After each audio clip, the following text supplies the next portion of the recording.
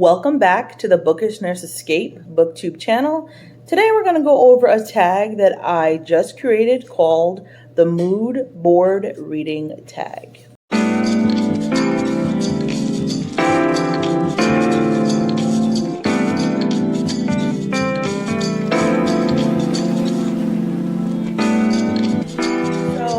Us read pretty differently.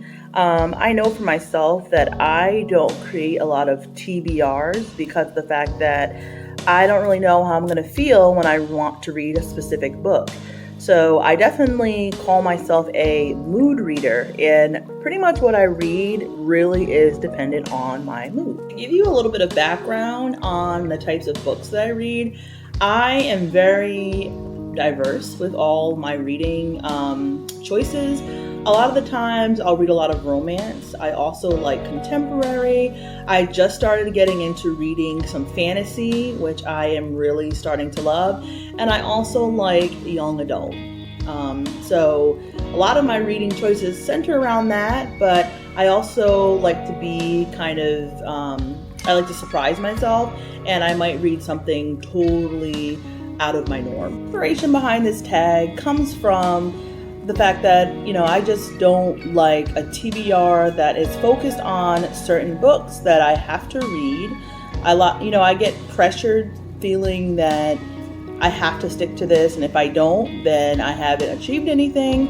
So I wanted to make it more flexible for myself, and my mood's always changing on a daily basis. And I know that if I try to read a book from my specific TBR in a certain mood that I'm not in for it, then a lot of the times it leads me to a reading slump. And so I wanted to create a way to present my books and read my books that made me feel free, and like I could just pick up a book whenever I was in a specific mood for it. This tag, I created a diagram that helps me break down each book a little bit more specifically. So I broke the mood board down into number one, genre, the genre of the book, the pacing of the book with the page numbers, the gist of the book versus a synopsis, because I tend to not know sometimes, what's a spoiler, especially when you've read the book. You don't want to, give an overview of the book and share too much. So I just like to have a gist, like the general idea of the book or the mood. I've broken this down into the type of mood you might be in for your next reading journey. The first mood is called even keel, meaning you're up for anything. You don't mind reading something sad, you don't mind reading something funny, lighthearted, you will read anything. You're even keel. Number two is the lighthearted vacation. This means that you don't want to read anything that's too serious, or you just want something that's lighthearted, easy, fun, kind of like a chick lit sort of a book. The third mood is a magical mood, where you're most likely going to want to read something fantasy. That's just kind of whimsical and magical in that sort of way. The fourth mood is the edge of your seat, meaning you want to read like a thriller or something that's going to keep you, really entertained and just like a page turner, turning from page to page to see what happens next. And the fifth mood is called up for a challenge, meaning that you want to read something that will make you think. That's like a mystery. You're always wanting to try and figure out what's going to happen next. The next part of this mood board is going to be if the book's available on audiobook. I know for me, a lot of the times, if a book's not available on audiobook, sometimes I'm not in the mood to read that. For me, I really like to match audiobook with a physical copy because I just feel like they complement each other really well. Sometimes I feel like an audiobook will really bring out a certain sentence of a book that you might not have caught if you had just been reading it, on your own. So I wanted to create if the book's on audio, because that right there might affect my mood and whether I want to read it at that time. The next part of the board is going to be my rating for the book, 1 to 5 scale. And then I also wanted to incorporate If you like this book, then you might like other books like this that fit that same mood. So if you're like on that same journey and you just want to keep reading books along that line, I wanted to create that part of this board as well, branch off of this board, so that you could just kind of keep going with the mood and reading books that you really enjoy at that particular time. 5 books that I'm going to review today using this format. They are listed or presented in the order of the way I rated it. And I'm going to do it starting with my 5 stars all the way down to like my 3 stars. So without further ado, let's begin this tag. So number 1 is The Midnight Library by Matt Haig. This book was published in 2020. The genre is fiction fantasy. Pages, there are 299, and it's classified as a fast-paced / a medium sort of texture. The gist of this book is, what would your life be like if you had made other decisions? Imagine being able to live each one of those lives to see the outcome. But be careful. With everything you may get, you may also lose something else in return. The top emotions that this book is supposed to elicit are reflective, emotional, hopeful, inspiring, adventurous, and a little bit sad. So if you are not in the mood for any of those emotions, then I probably wouldn't read this one. The next part of this tag is the book available on audiobook, and that is a yes. The audiobook was absolutely amazing. It was so just, I can't even think of the words for it. It just brought this book to life in so many different ways. So I rated this book a 5 star because it was just so great. Every aspect of it really kept me entertained, and I was just wanting to know what was going to happen next. I fell in love with the characters in this book. I loved the different settings, and it just made me feel just so happy to read, and it also elicited some sad feelings as well. But I really did overall like it.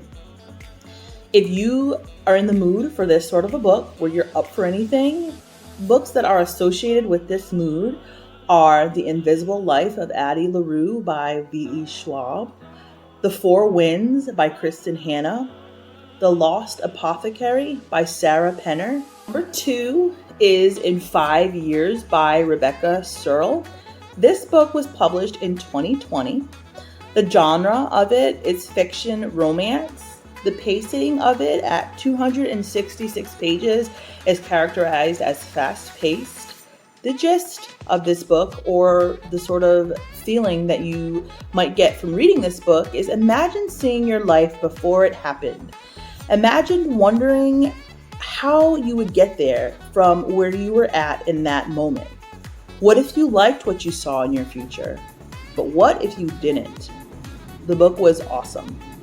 The characteristics or emotions that this book is supposed to elicit are emotional, sad, reflective, and hopeful.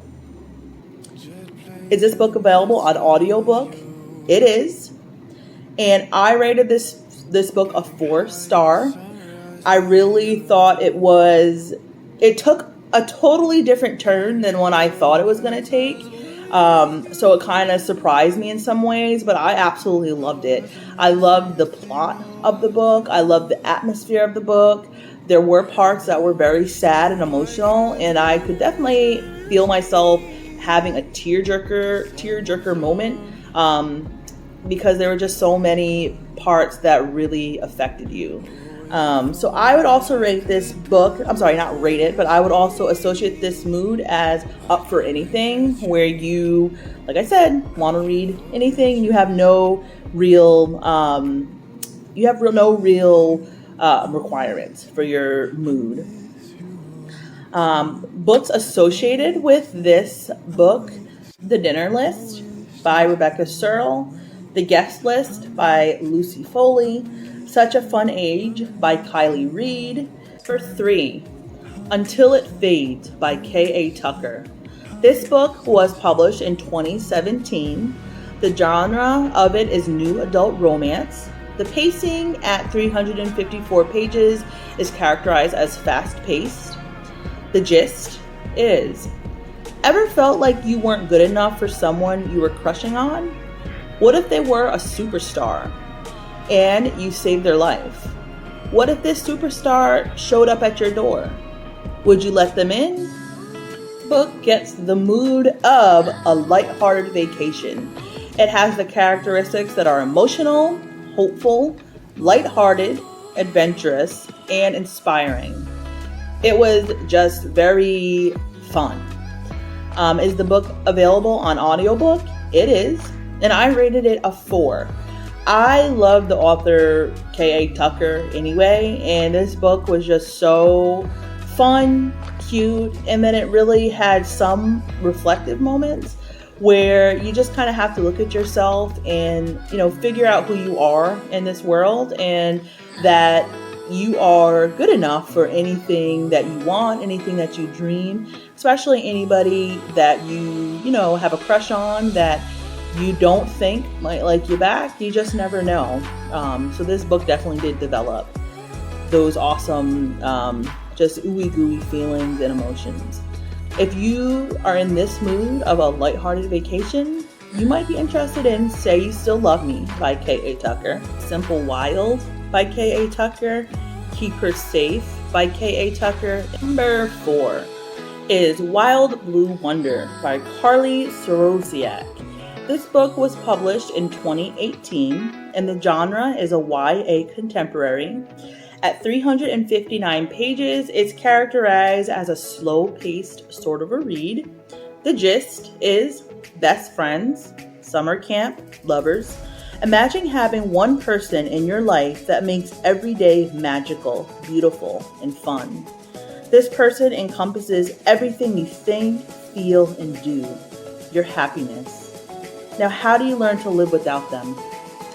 Characterize the mood for this book as up for anything, where once again you don't mind reading something that might be a little bit sad, with funny aspects to it as well. The top emotional characteristics of this book are emotional, funny, hopeful, mysterious, reflective, and sad. So if you are in a sad mood, I probably wouldn't read this one in particular. But Up for Anything is totally a perfect fit. Is this book available on audiobook? It is not, that I last checked. And I gave the rating for this book a 4. I thought it was really cute.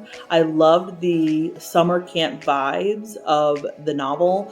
I just felt like I was there, and I felt like I was having fun with all of these characters. And it was just a very exciting plot. And you really come to enjoy the characters and learn to love them. With this mood, books associated with this sort of book are Alex Proximately by Jen Bennett, Always Never Yours by Emily Wimberley, I think, and Austin Sigmund Broca, A Faux Love Story by Loan Lee, The Chaos of Standing Still by Jessica Brody, and Tweet Cute by Emma Lord. Last but not least, coming in at number 5 is Amelia Unabridged by Ashley Schumacher. This book was actually published this year. The genre is a young adult contemporary romance. The pacing at 296 pages is characterized as like a medium sort of pace. The gist is Amelia just lost her best friend. She turns to her favorite novels for solace. Imagine being able to meet the one author whose words brought you comfort. What could go wrong? What could go right? The mood associated with this is also up for anything, with the characteristics of emotional, hopeful, sad, reflective, and inspiring. Is this book available on audiobook? It is. And I rated it a 3. I thought it was cute, with some very sad elements to it. And I love the aspects about this book that focused on reading. This character is, if you couldn't tell by the cover of the book, is just in love with reading.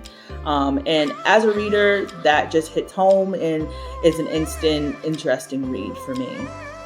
Books associated with this sort of mood or book is Wild Blue Wonder by Carly Sorosiak, The Fault in Our Stars by John Green, 5 Feet Apart by Rachel Lippincott, Everything Everything by Nicola Yoon, and The Perks of Being a Wallflower by Stephen Chbosky.